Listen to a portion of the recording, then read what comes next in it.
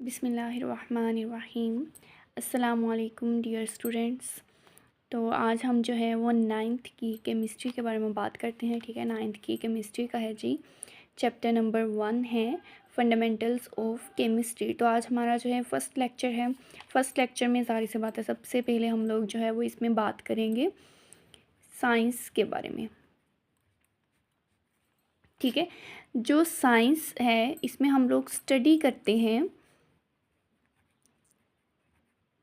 Study of nature, अपनी nature को study करते हैं। लेकिन नेचर को स्टडी करने के लिए हमारे पास जो है इसमें हम 3 स्टेप्स को फॉलो करते हैं, जिसमें सबसे पहला है जी ऑब्जर्वेशंस। सेकंड पे है जी हमारे पास एक्सपेरिमेंट्स, और थर्ड पे हमारे पास आ जाता है कंक्लूजन्स। यानी हमने अपनी नेचर को स्टडी करना है। नेचर को स्टडी करने के लिए सबसे पहले हम अपने इर्द गिर्द जो है जितनी भी चीज़ें हैं उनकी ऑब्जर्वेशंस करते हैं, उनके मुशाहदात करते हैं। ठीक है, हम खुद से ऑब्ज़र्व करते हैं। ठीक है, उसके बाद हम इसके ऊपर करते हैं जी एक्सपेरिमेंट्स करने के बाद हमें नताइज मिलते हैं, कंक्लूजन्स पे हम आते हैं। तो इसको हम लोग फिर नाम दे देते हैं कि ये सब कुछ हमारी साइंस में आता है। ठीक है, साइंस की मुख्तलिफ ब्रांचेस हैं, जैसे कि केमिस्ट्री है, बायोलॉजी है, इसके अलावा फ़िज़िक्स है एंड सो ऑन, जो भी आप नेक्स्ट जो है वो पढ़ने जा रहे हैं। लेकिन हम यहाँ पर बात करेंगे केमिस्ट्री के बारे में। ठीक है, तो हम लोग यहाँ पे सबसे पहले जो है वो केमिस्ट्री की डेफिनेशन देखते हैं। केमिस्ट्री की डेफिनेशन से पहले मैं आपको जो है वो मैटर के बारे में बताती हूँ। मादा, ठीक है, मैटर क्या होता है? मादा होता है। ठीक है, एनीथिंग, कोई भी चीज़, that has mass and occupy space, कोई भी चीज़ जिसका वज़न हो और वो जगह घेरती हो, ठीक है, उसे हम नाम देते हैं मैटर का।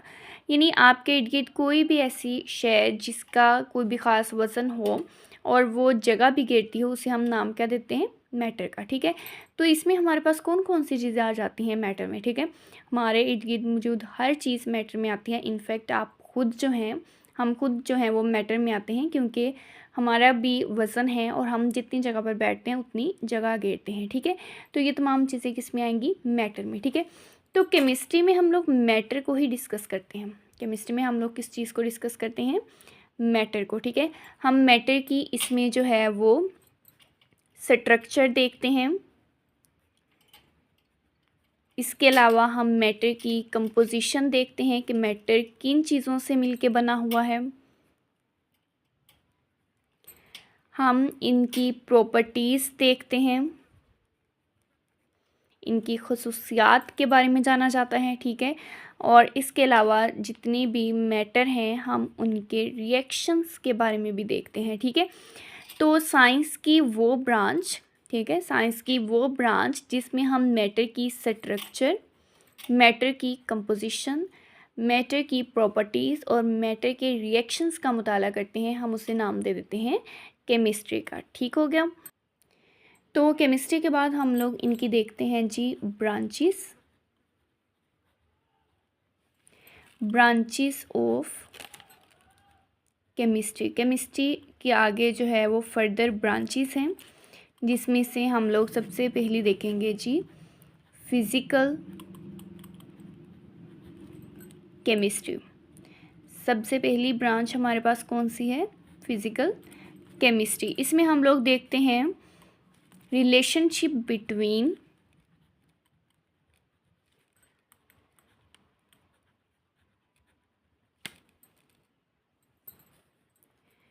Composition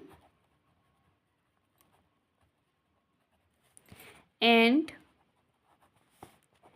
physical properties.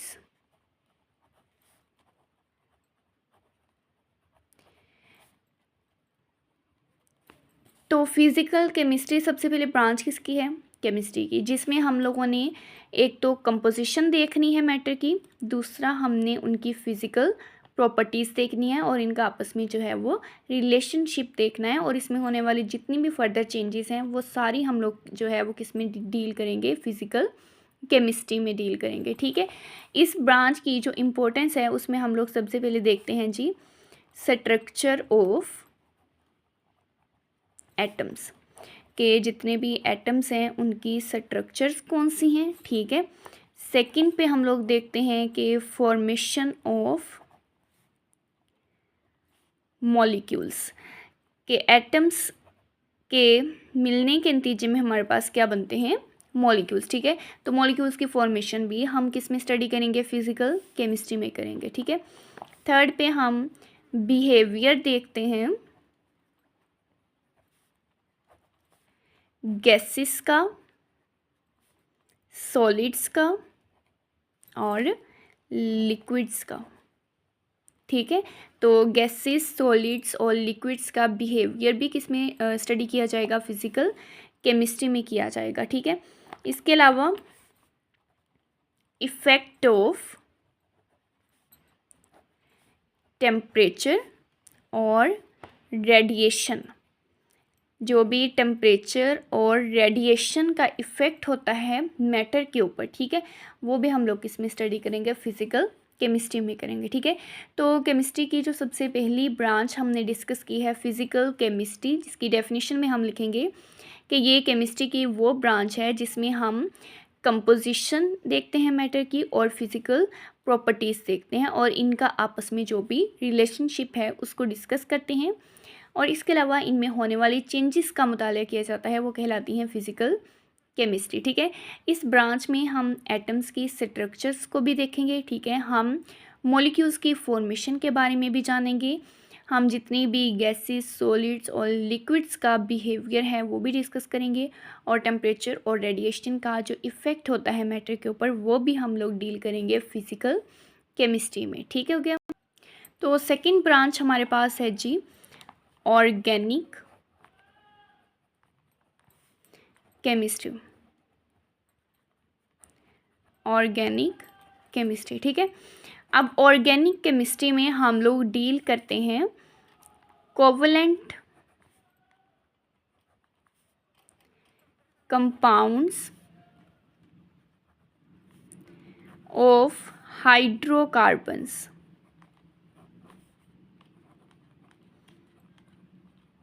Hydrocarbons and its derivatives. ये डेफिनेशन में लिखना ज़रूरी होता है। ठीक है, वरना आपकी डेफिनेशन जो है वो कंप्लीट नहीं होगी। अब देखें कोवलेंट कंपाउंड कौन से हैं, हाइड्रोकार्बन्स। अब इसमें जो वर्ड हाइड्रो है वो आपके पास है किससे, हाइड्रोजन से, और जो वर्ड कार्बन्स है वो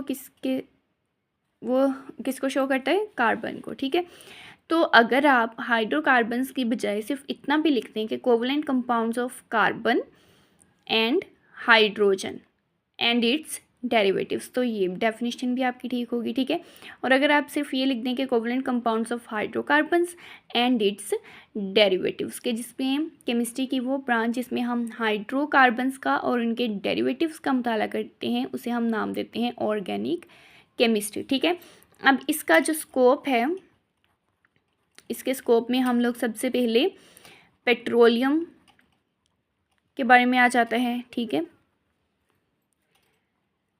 इसके अलावा पेट्रोकेमिकल्स, जो पेट्रोलियम्स के अलावा जो है हम इसमें डील कर लेते हैं जी पेट्रोकेमिकल्स को, और फार्मास्यूटिकल इंडस्ट्री में भी। ठीक है, जितनी भी मेडिसिन के रिलेटेड इंडस्ट्रीज़ हैं, ठीक है, उनमें भी हम लोग जो है वो डिस्कस करते हैं ऑर्गेनिक केमिस्ट्री को। ठीक है, यानी ऑर्गेनिक केमिस्ट्री को जो है वो आगे यूज़ किया जाता है। इसका स्कोप होता है कि पेट्रोलियम में भी, जितने भी पेट्रोकेमिकल्स हैं उसमें भी, और फार्मास्यूटिकल इंडस्ट्रीज़ में भी हम लोग जो है वो डील करते हैं ऑर्गेनिक केमिस्ट्री को।